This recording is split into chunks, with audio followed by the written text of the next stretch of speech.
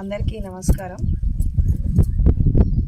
ఇప్పుడు భారతదేశంలో ప్రపంచంలో మనము తీసుకుంటూ ఉంటే భారతదేశం చాలా పురాతన దేశం.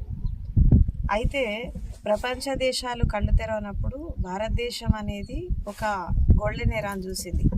ఈ చూస్తున్నటువంటి క్రమంలో మనకి అమెరికా లాంటి కంట్రీస్, ఇతర దేశాలు కూడా అసలు అవి అస్తిత్వంలో ఉన్నాయా లేదా అని తెలియనటువంటి రోజులు అవి. అంత ప్రాచీనమైనటువంటి దేశం భారతదేశం. అయితే ఇక్కడ ఫస్ట్ ఒక విషయం అర్థం చేసుకోవాలి. ఏంటంటే ధర్మానికి మతానికి ఉన్నటువంటి తేడా ఏంటి, అసలు ధర్మం అంటే ఏంటి, మతం అంటే ఏంటి. ఇప్పుడు ధర్మం అంటే ఏంటి అంటే చాలామంది ధర్మం అంటే హిందూ ధర్మం, జైన ధర్మం, బౌద్ధ ధర్మం, క్రైస్తవ ధర్మం, ఇవన్నీ ధర్మాలు అనుకుంటారు. అసలు ధర్మం అంటే ఏంటి? ఫస్ట్ ఆఫ్ ఆల్ ధర్మాన్ని ఎలా నిర్వచించారు మన పురాతన కాలంలో అంటే ఏంటంటే ధర్మం అంటే ప్రకృతి ధర్మం, ధర్మం అంటే పంచభూతాల యొక్క ధర్మం, ధర్మం అంటే విశ్వధర్మం. ఈ ధర్మం అనేది ఎవరైతే బోధిస్తారో, అంటే ఈ విశ్వధర్మం గురించి, ప్రకృతి ధర్మాల గురించి ఎవరైతే బోధిస్తారో వాళ్ళనే మనం ఏమన్నామంటే ఋషులు, మునులు, జ్ఞానులు, సత్పురుషులు అని చెప్పి అన్నాం. తర్వాత ధర్మానికి దానికి చావు ఉండదు, పుట్టుక ఉండదు, ఎప్పటికీ అలాగే ఉంటుంది. ఇప్పుడు అది యూనివర్సల్గా ఉంటుంది. ఇప్పుడు ఫర్ ఎగ్జాంపుల్ పంచభూతాలు ఉన్నాయి. పంచభూతాల ధర్మాలు ఎక్కడున్నా మారవు. మీరు అమెరికా వెళ్ళండి, ఏ దేశానికి వెళ్ళండి, ఏ ప్రాంతానికి వెళ్ళినా ఈ ధర్మం అనేది మారదు. కానీ ఈ మతం అనేది చేంజ్ అయిపోతూ ఉంటుంది. ఇప్పుడు మతం అనేది మనిషి క్రియేట్ చేసుకున్నది. తర్వాత ధర్మం అనేది ప్రకృతి సిద్ధంగా వచ్చింది. అయితే రాను రాను ఏమైపోయిందంటే ఇప్పుడు యాక్చువల్గా ఈ హిందూ ధర్మం ఏదైతే మనం అనుకుంటున్నామో దీని యొక్క మూలం ఎక్కడ ఉంది అంటే ఇప్పుడు సింధు నాగరికత ఉంది, ఇండస్ వ్యాలీ సివిలైజేషన్. ఈ ఇండస్ వ్యాలీ సివిలైజేషన్ వచ్చినటువంటి టైంలో ఈ సింధు అనే పదం నుంచి హిందూ అనే పదం వచ్చింది. అంటే ఈ హిందూ ధర్మం అనేది స్టార్టింగ్ ఫస్ట్ నుంచి ఉంది. ఏది మొదటి నుంచి అంటే దాదాపు ఈ ఉపనిషత్ కాలంలో, వేదకాలంలో అలా. అంటే ఇక్కడ ధర్మాన్ని ఎవరైతే స్వచ్ఛంగా బోధిస్తారో, ధర్మాన్ని ఎవరైతే ఉన్నట్టుగా బోధిస్తారో, దాన్ని అక్కడి నుంచి మొదలైనటువంటి ఒక పరంపర ఏంటి, సింధు అనే పదం నుంచి తీసుకొని హిందూ అనే పదం వచ్చింది. అక్కడి నుంచి ఒక పరంపర స్టార్ట్ అయింది అన్నట్టు. ఈ స్టార్ట్ అవుతున్నటువంటి క్రమంలో ఏమైపోయిందంటే మనకి వేదాలు, ఉపనిషత్తులు, అష్టాదశ పురాణాలు, రకరకాల గ్రంథాలు, శాస్త్రాలు ఇవన్నీ వచ్చాయి అన్నట్టు. అయితే ఇది అసలు హిందూ మతం ఇది. అంటే ఒక గ్రూప్ ఆఫ్ పీపుల్ దీన్ని స్టార్ట్ చేశారు. ఒక గ్రూప్ ఆఫ్ పీపుల్ కలిసి ఒక 10 మందో, 20 మందో, 30 మందో కలిసి మనం ఎట్లాగైతే ఒక ఆర్గనైజేషన్ మనం ఎలా స్టార్ట్ చేసుకుంటామో అలా ఈ యొక్క మతం అనేది స్టార్ట్ అయింది. ఈ మతం అనేది ఎందుకు పురాతనమైందని చెప్తారంటే ఈ గ్రూప్ ఆఫ్ పీపుల్, అంటే ఈ వేదాలు రాసినటువంటి వాళ్ళు, ఉపనిషత్తులు రాసినటువంటి వాళ్ళు, గ్రూప్ ఆఫ్ పీపుల్ కలిసి ఏం చేశారంటే ఒక ధర్మాన్ని ఎస్టాబ్లిష్ చేశారు. ఆ ధర్మాన్ని ఎస్టాబ్లిష్ చేసి, ధర్మం అంటే విశ్వధర్మము, ప్రకృతి ధర్మంతో దీనికి సంబంధం లేదు, భౌతిక ధర్మం అన్నట్టు. ఈ భౌతిక ధర్మంలో భాగంగా ఏమంటే ప్రపంచానికి కొన్ని ధర్మాలు ఉంటాయి కదా, సమాజానికి కొన్ని ధర్మాలు ఉంటాయి, వ్యక్తి జీవితానికి కొన్ని ధర్మాలు ఉంటాయి, గృహస్థ ధర్మాలు ఉంటాయి. అట్లా ఇది ఈ వేదాలలో, తర్వాత ఈ మనకి మనధర్మ శాస్త్రము, రకరకాల శాస్త్రాలలో ఏం చేశారంటే ఆ కాలంలో మనుషులు ఎలా ఉండాలి, వాళ్ళ జీవిత విధానం ఎలా ఉండాలి, సామాజిక స్థితిగతులు ఎలా ఉండాలి, దాంట్లోనే కుల వ్యవస్థ వచ్చింది, దాంతోనే మతం వచ్చింది, రకరకాల ఆచార వ్యవహారాలు, సాంప్రదాయాలు, కట్టుబాట్లు మనిషిని ఒక క్రమశిక్షణలో పెట్టడానికి. అంటే దానివల్ల మంచి కంటే కూడా చెడు ఎక్కువ జరిగింది. ఎందుకంటే చాలామంది అప్రెషన్కి లోనైనారు. ఇప్పుడు మనం చూస్తున్నాం కదా, పురాతన కాలం నుంచి భారతదేశంలో కుల వ్యవస్థ అనేది చాలా బలంగా పాతుకుపోయింది. ఈ పాతుకుపోతున్నటువంటి క్రమంలో ఏమైపోయిందంటే ఒక విధంగా చెప్పాలంటే హిందూ ధర్మంలో ఈ కులం వచ్చేసి ఈ ధర్మాన్ని వెళ్ళగొట్టింది. ఇప్పుడు ఫర్ ఎగ్జాంపుల్ మీరు ఎవరు అని అడిగితే మీరు ఏం చెప్తారు? మీ కాస్ట్ చెప్తారు, కానీ రిలీజియన్ చెప్పరు. హిందూ అని చెప్పరు. నేను పలానా బ్రాహ్మణుని, క్షత్రియుడిని, నేను ఇది, నేను అది అని చెప్పుకుంటారు. కానీ మీరు ముస్లింని కానీ క్రిస్టియన్ కానీ అడిగితే నువ్వు ఎవరంటే నేను క్రిస్టియన్, ముస్లిం అని అంటారు. అంటే ఇక్కడ ఏమైపోయిందంటే ఈ కాస్ట్ అనేది వచ్చేసి మనుషులను విడదీసింది. కులపరంగా, తర్వాత జ్ఞానపరంగా, లేదంటే స్టేటస్ పరంగా, పొజిషన్ పరంగా ఉన్నవాళ్ళు లేని వాళ్ళు అని ఇవన్నీ డిస్క్రిమినేషన్స్ వచ్చాయి ఏది హిందూ ధర్మంలో. ఇది రావడంతో ఏమైపోయిందంటే అప్పుడు రాజుల కాలం ఉండేది. ఈ కాలం యొక్క క్రమంలో ఏం జరిగిందంటే రాజుల పరిపాలన వచ్చాక ఇటు క్రిస్టియన్స్ వచ్చారు వేరే కంట్రీస్ నుంచి, అటు ముస్లిమ్స్ కూడా భారతదేశానికి వచ్చారు. ఆ వస్తున్నటువంటి క్రమంలో ఏం జరిగిందంటే ఇటు ఇస్లాం ధర్మము అటు క్రిస్టియానిటీ అనేది భారతదేశంలో ఎస్టాబ్లిష్ జరిగింది. వాస్తవానికి క్రిస్టియానిటీ తర్వాత ఇస్లాం అనేది అది మనకి భారతదేశంలో వచ్చి నాకు ఒక 2000 సంవత్సరాలు అయింది అంతే. అంటే బిఫోర్ క్రైస్ట్, ఆఫ్టర్ క్రైస్ట్ అంటే వాళ్ళు ఏమంటారంటే ఎరాస్ని డివైడ్ చేస్తారు కదా. ఈ ఎరాస్ని డివైడ్ చేసినప్పుడు బిఫోర్ క్రైస్ట్దే హిందూ ధర్మం చాలా పాతది, ఫస్ట్ నుంచి ఉన్నటువంటి.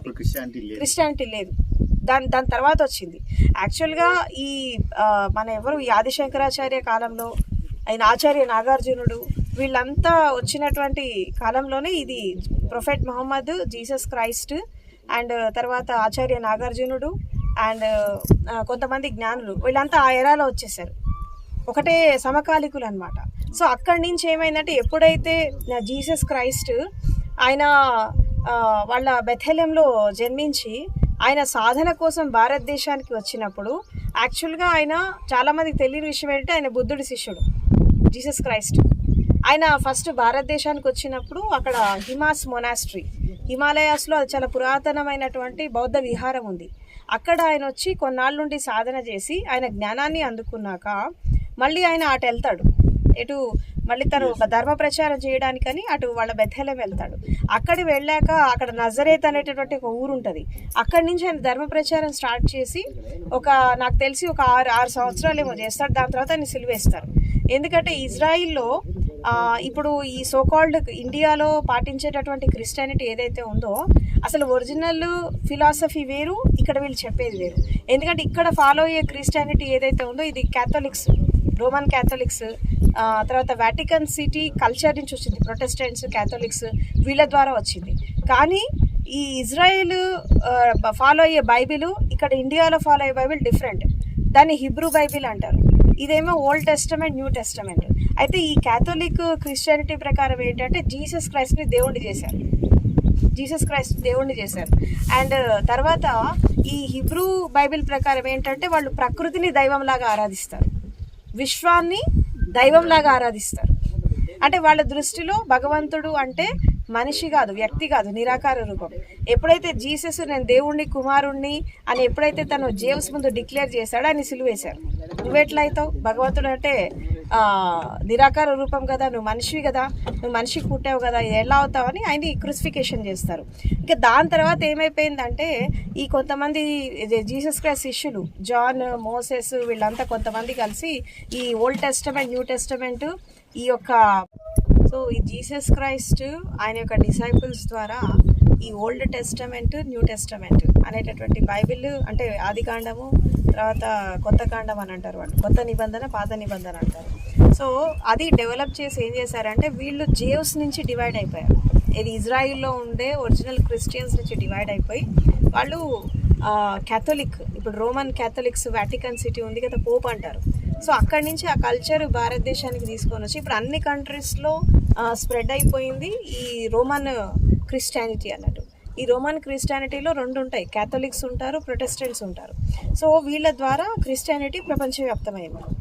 సో ఇట్లా భారతదేశంలో ఈ క్రిస్టియానిటీ అనేది మనకి బ్రిటిషర్స్ టైంలో, ఎస్పెషల్లీ భారతదేశంలో బ్రిటిష్ వాళ్ళు పరిపాలించినప్పుడు ఇది బాగా స్ప్రెడ్ అయిపోయింది అన్నట్టు.